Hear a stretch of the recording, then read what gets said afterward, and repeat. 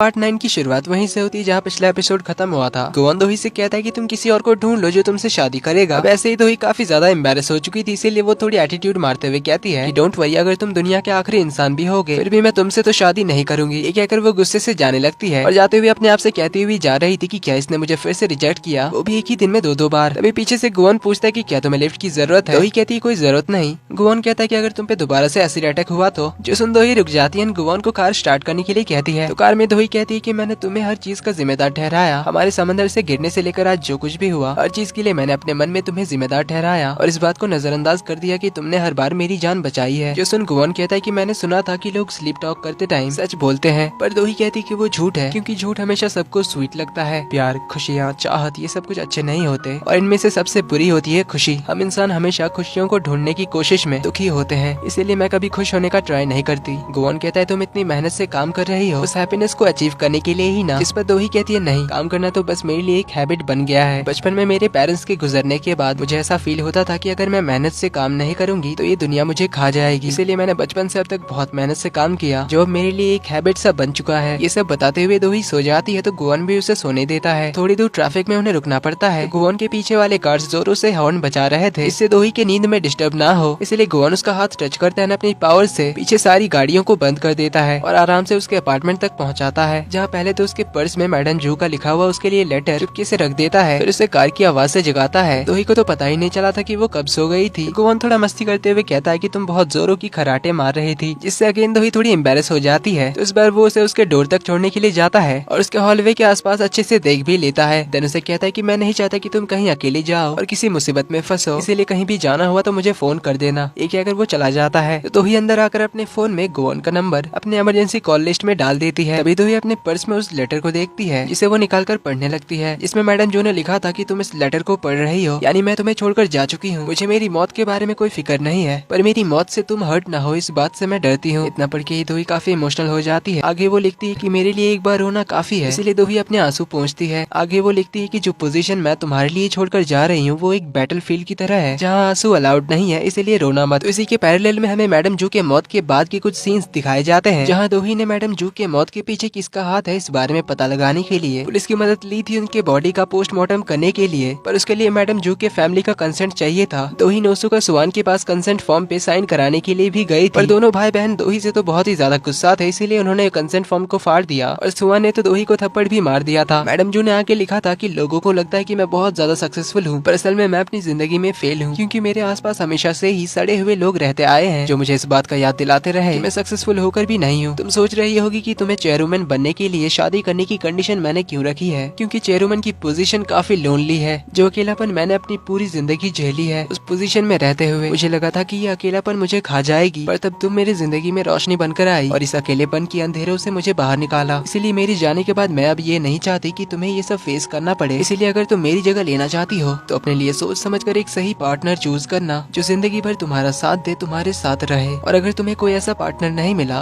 तो तुम इस पोजीशन को फेंक देना उन भेड़ियों के बीच जो इसे पाने के लिए किसी भी हद तक जा सकते हैं। बस यही एक चीज मैं तुम्हारे लिए कर सकती हूँ। तो दोही मैडम जू के ग्रेवयार्ड में श्रद्धांजलि देने जाती है जहाँ वो उन्हें कहती कि मैं समझ गई कि आप क्या चाहती हो, पर आपको मुझ पे भरोसा है ना कि मैं ये जिम्मेदारी निभा सकती हूँ। इसके बाद वो दोनों यहाँ से चले जाते हैं। वहीं उसी ग्रेवयार्ड के एक साइड पर हम उस माफिया बॉस के गुंडों को देखते हैं जिसे गोवन ने मारा था। तो माफिया बॉस का राइट हैंड अब उस गैंग का लीडर बन गया था और अब से उनका बस एक ही मकसद है उनके बॉस के किलर को मारने का, यानी कि गोवन को खत्म करने का, जिसके बारे में पता करने के लिए अब इसने पूरे सिटी में अपने गुंडों को फैला दिया है। तभी उसके गैंग का एक बंदा आकर उसे बताता है कि उन्हें उस दिन के रेस्टोरेंट की फुटेज मिल गई है जब गोवन ने न्यूज़पेपर से इनकी धुलाई करी थी, पर फुटेज में गोवन के पावर्स यूज करने का फुटेज गायब था।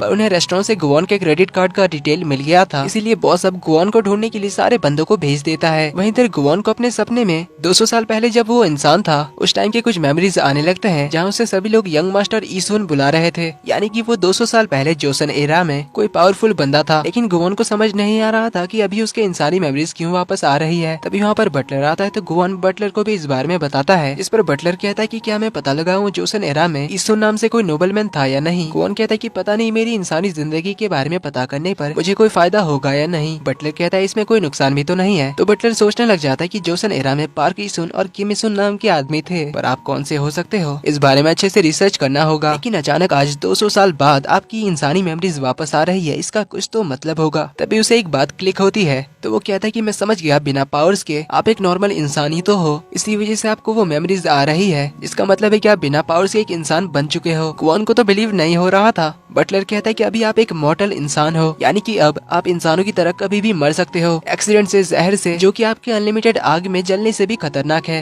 क्योंकि ये एक्सीडेंट कभी भी हो सकता है। यानी कि अब से आप इटर्नल लाइफ को गुड बाय कह दो और इंसानी जिंदगी को हेलो बोलो। इंसानों की तरह अब आपकी भी एज बढ़ेगी। ये सब बोलकर वो तो गुआन को डरा ही देता है। इवन उसके सामने आईना रखकर कहता है कि कुछ ही टाइम में आप भी मेरी तरह बूढ़े हो जाओगे। जोसन अपना गुआन तो पैनिक करने लग जाता है कि नहीं, ऐसा नहीं हो सकता। ये बोलकर वो अपने फेस को टच करने लग जाता है और ध्यान से अपने फेस को देखकर कह रहा होता है कि मेरे फेस में झुर्रियां आ गई है। बटलर तो उल्टा और भी चिल्लाने लग जाता है कि हाँ, ऐसा हो सकता है। इससे गुआन तो और ज्यादा डर जाता है, कहता है कि मेरा फेस ऐसा नहीं हो सकता, मुझे अभी के अभी अपना टैटू वापस चाहिए। इसीलिए वो जल्दी से दोही के पास जाता है, जहाँ दोही अब ऑफिस आ रही थी। वो न्यूज में मैडम जू के हार्ट अटैक से मौत की आर्टिकल पढ़ती है, जिससे वो बिल्कुल भी खुश नहीं लग रही थी। वहीं अपना गुआन तो अपने फेस को लेकर ही टेंशन में था। बार बार मिरर में वो अपने फेस को ही चेक कर रहा था, इसीलिए वो जल्दी से दोही को अपना टैटू वाला हाथ देने के लिए कहता है। इसे वो होल्ड करके रखता है, तब जाकर उसे चैन पड़ती है। काफी देर चुपचाप से वो उसका हाथ पकड़ा हुआ था। ज्योतिक दोही से पूछते कि क्या तुम कुछ नहीं करने वाले? गुआन कहता है नहीं। तो दोही पूछते कि फिर तुमने मेरा हाथ क्यों पकड़ा हुआ है? गुआन कहता है कि पता नहीं मैं तुम्हें कैसे समझाऊं, पर इससे मुझे माइंड की शांति मिलती है, इसलिए अब से हम ऐसे ही हाथ पकड़े रहेंगे। पर दोही अपना हाथ छुड़ा लेती है, कहती कि मैं ये नहीं कर सकती। पब्लिकली मुझे अपना फेस वैल्यू बनाए रखना है,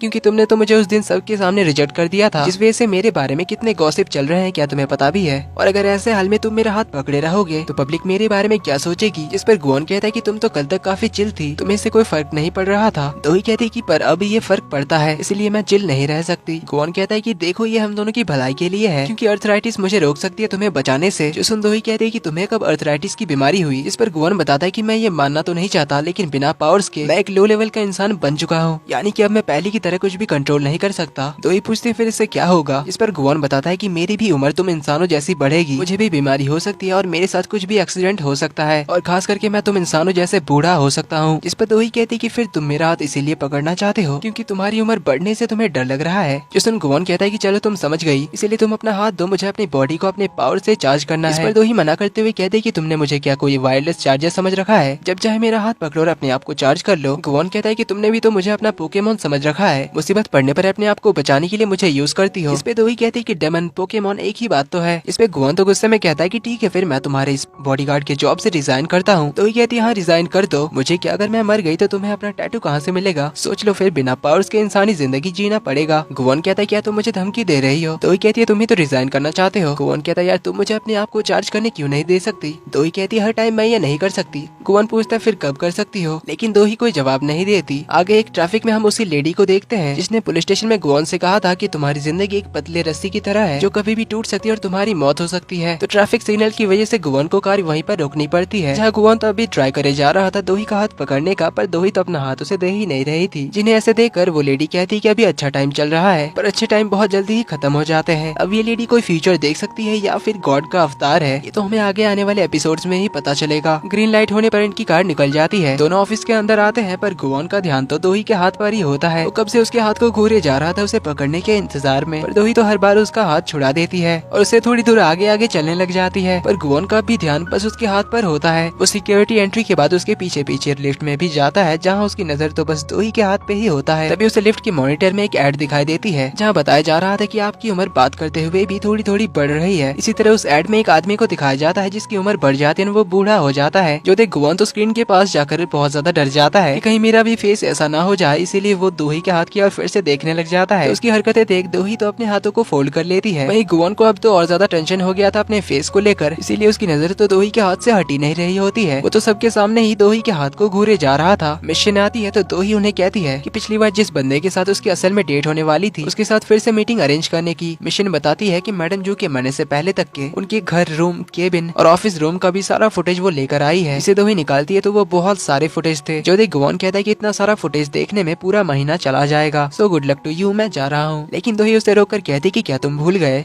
कि हम दोनों सेम सिचुएशन में फंसे हुए हैं? तुम इन फुटेज में मुझे उस आदमी को ढूंढने में हेल्प करो जिसने मैडम जू के मेडिसिन को बदला था। लेकिन गुआन तो वहाँ से भागने लगा था, लेकिन दोही उसे अपनी ओर खींच लेती है और कहती है कि चुपचाप से मेरी हेल्प करो और अपने आप को भी चार्ज कर लो। इसीलिए गुवन दोही का हाथ होल्ड करके एक चुटकी में सारे पर्दे बंद कर देता है और दोनों दो कंप्यूटर्स पे बैठकर फुल स्पीड में फुटेज चेक करने लग जाते हैं। लेकिन गुवन को तो इससे बहुत ज्यादा परेशानी हो रही थी। उसे कहता है कि क्या तुमने मुझे कोई प्राइवेट डिटेक्टिव समझ रखा है? एक बॉडीगार्ड से तुम कुछ ज्यादा काम नहीं करा रही हो, क्योंकि कंप्यूटर की स्क्रीन देखकर मेरी आंखें दर्द कर रही है। देन उठकर कहता है कि ये बहुत ही पुराना तरीका है, इस तरह भी उस आदमी को ढूंढने में हमें काफी टाइम लगेगा, लेकिन मैं अपनी पावर से उस आदमी को तो ढूंढ ही सकता हूँ जिसने तुम पर हमला किया था। दोही पूछती क्या सच में ढूंढ सकते हो? गुवन कहता है हाँ, आसानी से, मैंने उसका चेहरा क्लियरली देखा है। जो सुन दोही तो थोड़ा फ्रस्ट्रेट होकर उससे पूछती कि तो अभी तक तुमने मुझे बताया क्यों नहीं? तुम अपनी पावर से उसे ढूंढ सकते हो। गुवन कहता है कि तुमने मुझसे कभी पूछा ही नहीं। तो दोही कहती है कि इतने टाइम से फिर हम बेकार मेहनत कर रहे हैं, पर अगर तुम उस किलर को ढूंढ सकते हो, यानी कि तुम उस किलर के पीछे किसका हाथ है उसे भी ढूंढ सकते हो, बस तो फिर प्रॉब्लम सॉल्व। वो अपना हाथ गुवन की ओर बढ़ाती है और कहती है चलो फिर जाकर उसे पकड़ लेते हैं। तो गुवन उसका हाथ टच करने जाता है पर रुक जाता है और कहता है कि एक सेकंड, मैं तुम्हारी हेल्प करूंगा पर मेरी एक शर्त है। तो इसी के साथ पार्ट 9 का एंड यहीं पर होता है। अब गुवन क्या शर्त रखेगा जानेंगे हम अगले पार्ट में। वीडियो पसंद आई तो वीडियो को लाइक कर देना, चैनल पर पहली बार आए तो do subscribe and hit the bell icon. जल्दी ही मिलते हैं अगले पार्ट में, तब तक के लिए take care and bye bye.